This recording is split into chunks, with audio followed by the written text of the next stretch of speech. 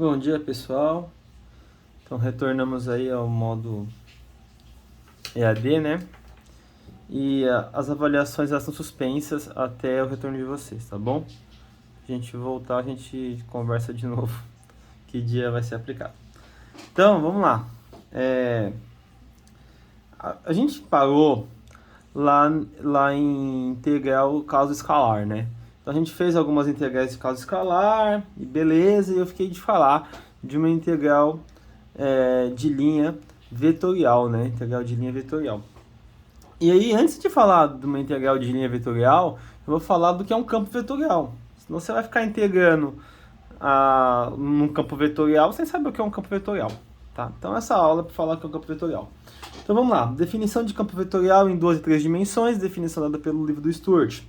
Seja D um conjunto no espaço bidimensional, um campo vetorial no espaço R2 é uma função f que associa a cada ponto um vetor bidimensional f de xy, tá? A definição do conjunto em 3 dimensões é idem, pessoal, mesma coisa, tá bom? Idêntica. Então, é um campo vetorial R3, é uma função f associada a cada ponto x, y, z, um vetor cujo qual ele é tridimensional, tá bom? Vamos ver uns exemplos aí que você vai ficar... vai perceber que é bem simples isso aí. Vamos ficar claro para você. Considere o campo vetorial em R2, definido por menos y e mais xy, né? A figura abaixo mostra f aplicado em alguns pontos. Então, o que você tem aqui, ó? Você tem alguns pontos, 1 e 0, 2 e 2. Os pontos estão aqui, ó, tá? Ó, 1 e 0, 2 e 2, 0 e 3. Tá vendo tudo aqui, ó, ok? Então você tem todos esses aqui são só os pontos, tá? Então aqui, ó, esse ponto tá aqui, não é verdade? Não, esse 1, 0 tá aqui, esse 2 e 2 tá aqui, esse 3 e 0 tá aqui embaixo, ok? E o que acontece? Quando você pega o x e y e coloca aqui na nossa função de campo vetorial, ele vai gerar um vetor específico para aquele ponto. Então, olha aqui, ó, se for 0 e 1, o y vai zerar e vai ficar 1 em j, certo? Então, eu vou ter o 0 e 1 em j, beleza? Se eu pegar o 2 e 2, vai ser menos 2 em i mais 2 em j. Menos 2 em i mais 2 em j. Se eu pegar aqui o 3 e 0, vai ser 3 em j e 0 em i, né? Então tá aqui, tá? Então o que significa isso daí, pessoal? Muito simples, ó. Vamos pegar o ponto 1 e 0. O ponto 1 e 0 tá aqui, né? Tá? Juntamente a ele vai ser associado o vetor 0, 1, ou seja, 0 componente i mais 1 componente j. Então é um vetorzinho assim, ó, né? Ele anda 1 em y e não anda nada em x. Ele está aqui, ó. Beleza? 2 e 2, pessoal. 2 e 2 vai andar menos 2 em i e 2 em j, né? Menos 2 em x e 2 em y. Tá aqui, ó. Tá bom? Quanto mais pontos você pegar, mais claro fica para você como tá trabalhando no seu campo, tá bom? Então, olha aqui, ó. Esse campo aqui, ele é um campo que tá... Ele pode ser até uma pia de cozinha, né? Um ralo. Ele tá girando aqui, ó, e aumentando os seus vetores a partir que os pontos se distanciam do centro, né? Quanto mais longe o ponto está do centro, maior é o vetor que faz ele girar aqui, né? Então você vai pegando os pontos aqui, ó, você percebe, ó, os pontos eles estão aqui, ó, numa rotação anti-horária, tá bom, pessoal? Então tá aqui, ó. Então você vai girando aqui, ó. Beleza? Quanto mais pontos você coloca, melhor para você entender, tá, gente? Então, esse daqui é um exemplo bem simples e bem tranquilo, tá? Pegar outro exemplo, agora no espaço, que ele é tridimensional. Então, eu peguei um espaço tridimensional f de x, y, z, e eu falei que o zk, tá? Então, o que acontece? Ele não anda em x e ele não anda em y. Ele só anda em k, né? Então, de acordo com o Z, né? Então, se for assim, ó, 0, 0, 1, o vetor associado a esse ponto, né, será o vetor 0, 0, 1. Vai ser a mesma coisa, né? O vetor aqui, desculpa, vou colocar V. Né? Se eu pegar o ponto 1, 2 e 5, o ponto 1, 2 e 5 vai associar o vetor 0, 0, 5. Tá vendo? Alguns, como nesse caso aqui, o ponto será igual ao vetor. Tá bom? E outros casos não, é só você olhar para o Z. Você sempre olha para o Z, tá bom? Então olha o que acontece, ó, cada ponto está se deslocando em Z. E quanto mais longe ele for de zero, maior é a força sobre ele, ó. Tá vendo aqui? Se eu pegar o ponto 5, eu vou ter um vetor maior ainda. Se eu pegar o ponto 1000, eu vou ter um vetor maior ainda. 1000 em Z, né? Que eu quero dizer. E aí também, se você pega um ponto abaixo de y, aí você tem um vetorzinho para baixo, porque ele vai ser o menos j, né? Aí se ele for menos 1, menos 1. Se ele for menos 20, menos 20 aqui, tá bom? Então aqui você tem os dois casos, ó. Quando ele está crescendo muito, quando ele está diminuindo muito.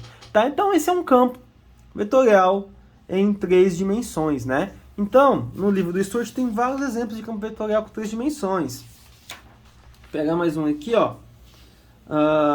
Considera o campo vetorial em 3 dimensões, definido por... Aqui tem todas as componentes, né, galera? Então você tem que trabalhar com todas aí. Y, Z e X. A figura abaixo mostra F aplicada em alguns pontos, né? Então você tem algumas coisas aqui, ó. E você percebe que ele tá como se fosse meio que um tornado aqui, né, ó. Ele tem um sentido de rotação aqui, né?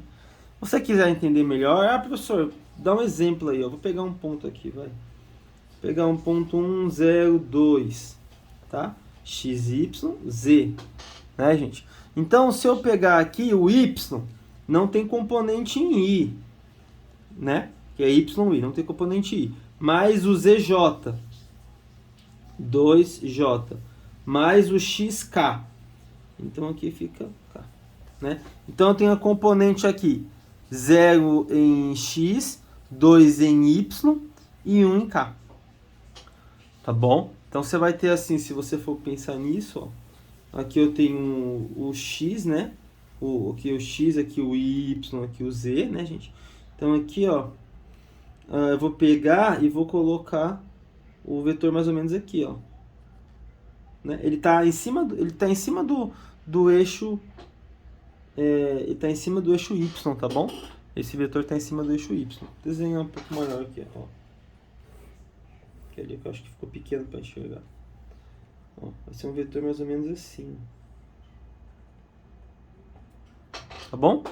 Acima do eixo. Beleza? Ele não se desloca em X. Nesse caso, né? Aí você vai pegando. Quando você pegar todos os pontos e for associando vetores a eles, você vê que vai ter um sentido assim. Nesse caso aí, um sentido horário, né? E muito similar a um furacão, alguma coisa desse tipo. Beleza?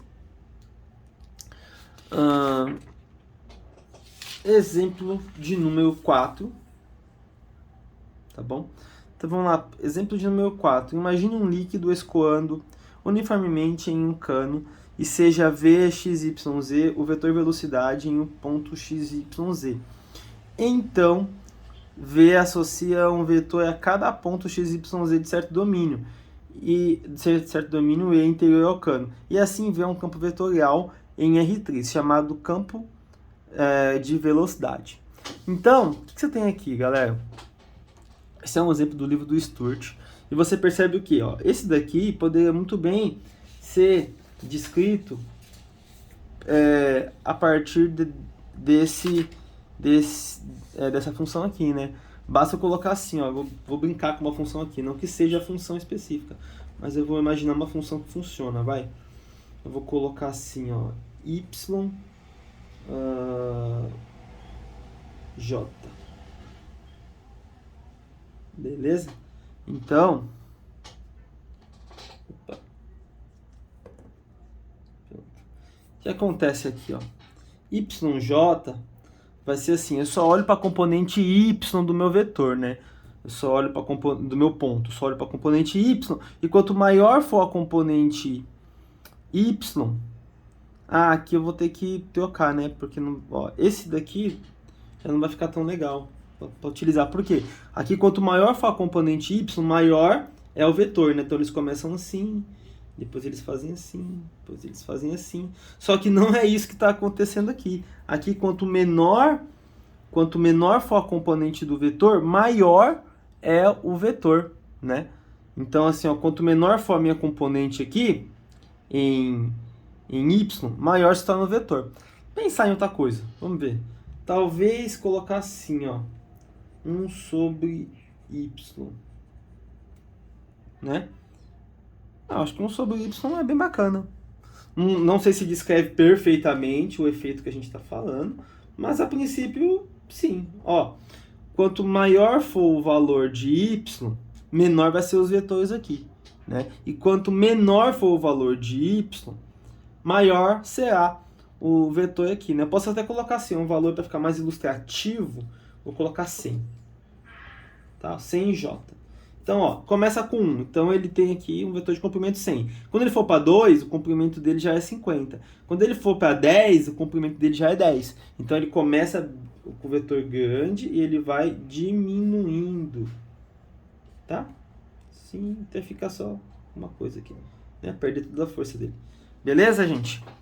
Tá bom? Então, como eu posso explicar bem essa... Como eu posso relacionar isso com um exemplo real nosso, né? Então, um exemplo real nosso aí, eu posso pensar, por exemplo, que tem uma força aqui, né? Que é uma vazão, né? A vazão de uma torneira que empurra a água sobre esse objeto aqui, certo? E o que acontece? A força em cada ponto aqui, ela é maior se o diâmetro aqui do nosso objeto for menor, né? Quanto menos espaço tem, mais força a água vai sair. Mas se você tem um espaço maior, que está acontecendo aqui está aumentando o espaço, aí você tem a distribuição de força, ela vai se dissipar entre os pontos. Então você vai ter um vetor menor em cada ponto de aplicação de força, tá? Então, por exemplo, eu começo com uma força aqui grande, de pressão grande, e ela vai se dissipando porque o meu diâmetro está aumentando. Beleza? Então, um exemplo tranquilinho de campo vetorial. Espero que você tenha entendido, tá bom? Nos vídeos lá de apoio tem o campo vetorial conservativo, etc, etc. Só que, por enquanto, eu só quero que você entenda o campo vetorial para trabalhar com a integral de linha caso vetorial, tá bom? Então, por enquanto, nós não vamos ver o conservativo até o momento, beleza? Mas fica lá o material de apoio. Espero que vocês consultem, que vocês assistam os vídeos, tá bom? Beleza? Até a próxima.